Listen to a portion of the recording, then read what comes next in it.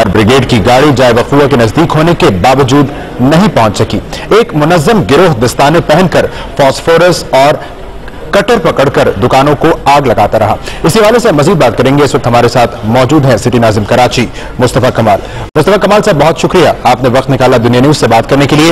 ये बात आपने भी बताई और ये बात हमने फुटेज के जरिए भी देखी। ये बात वाज़ेह है कि जाए हादसा पर 2 मिनट और 30 सेकंड के अंदर अंदर फायर ब्रिगेड की गाड़ियां पहुंच गई।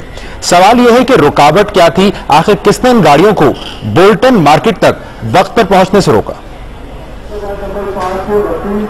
देखिए जी, सबसे पहले तो मैं आपको ये बताऊं कि आप ये जो फुटेज दिखा रहे हैं या देख रहे हैं, मैं इस वक्त चूंकि स्क्रीन के सामने नहीं हूं, लेकिन ये आपने जो भी सारी चीजें बताई ये हमारी ही जो है वो रिलीज की हुई फुटेज है। और ये हमारी रिलीज की हुई फुटेज है, हमारे कमांड एंड कंट्रोल से, जो कि हमने निश्तर पार्क से लेकर टावर तक को जो है वो कवर किया हुआ है। जब हमारे पास यहाँ पर निश्तर पार्क में बॉम्बिंग हुई थी, सानिया हुआ था, ये काम दरअसल जो है वो लॉ एनफोर्समेंट एजेंसीज का और पुलिस का है। ये command and control room banana, security मेरे अंडर में नहीं है।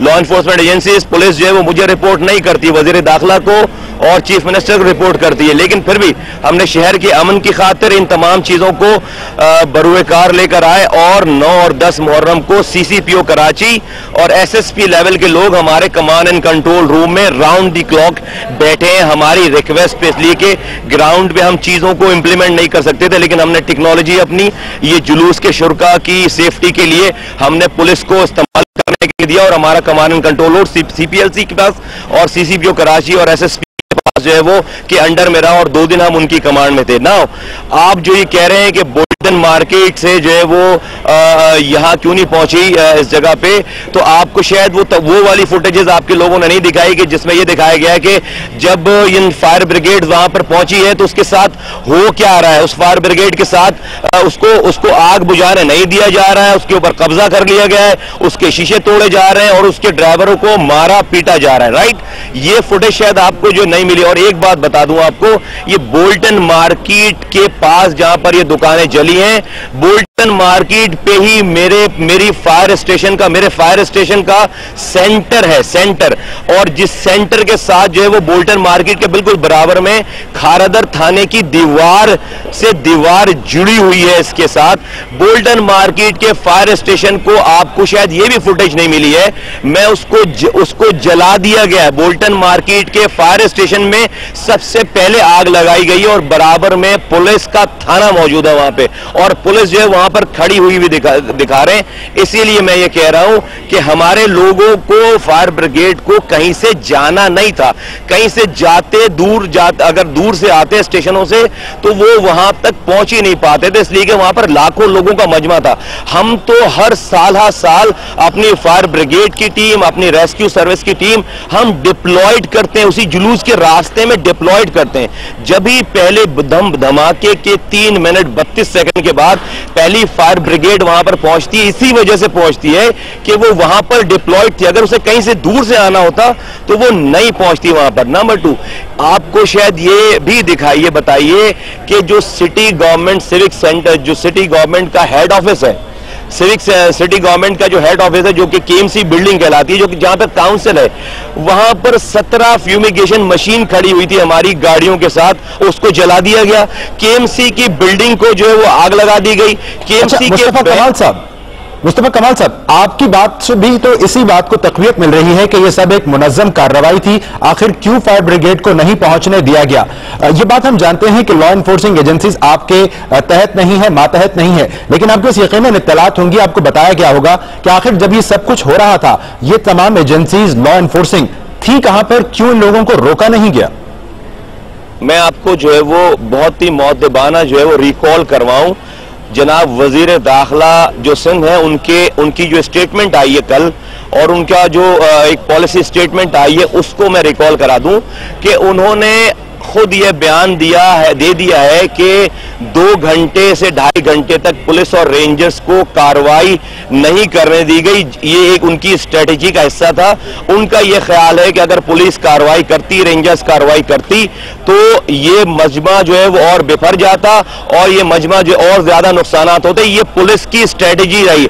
अब जब अब अंदाजा लगाएं कि जहां पर पुलिस, मेरे पास फुटेजेस हैं जहां पर पुलिस जो है वो ब्लास्ट के 7 मिनट के बाद जो है वो जाए वकू से जा रही है, वापस जा रही है, मोबाइलें भर भर कर जो है वो वहां से वापस जा रहे हैं। तो जहां पर पुलिस और रेंजर्स मौजूद नहीं हो, जहां पर पुलिस और रेंजर्स ने इलाका खाली कर दिया हो और ये पूरा एरिया जो है वो लूट मार और जलाओ घेराव करने वालों के हैंडओवर कर लिया गया हो, और पुलिस जिसको अपनी कामयाबी बता रही है कि ये हम उनकी कामयाबी है, उनकी स्ट्रेटेजिक पॉलिसी थी, वहां पर निहत्ते फायर ब्रिगेड वाले जब पहुंचे हैं तो उनको जो है वो आग बुझाने के लिए उनको मारा पीटा गया है, उनकी गाड़ियों को नुकसान पहुंचाया गया और उनकी गाड़ियों पे कब्जा कर लिया गया। मेरे पास फुटेजेस मौजूद हैं जिसपे उनको वहां पर आग लगाने वालों ने आग बुझाने नहीं दिया है। तो वहां पर डेफिनेटली हमारे पास फायर ब्रिगेड वालों के पास कोई गने नहीं होती या कोई उसके पास कोई ऐसा स्टाफ नहीं होता जो एक तरफ तो आग बुझाए, दूसरी तरफ फायरिंग करे और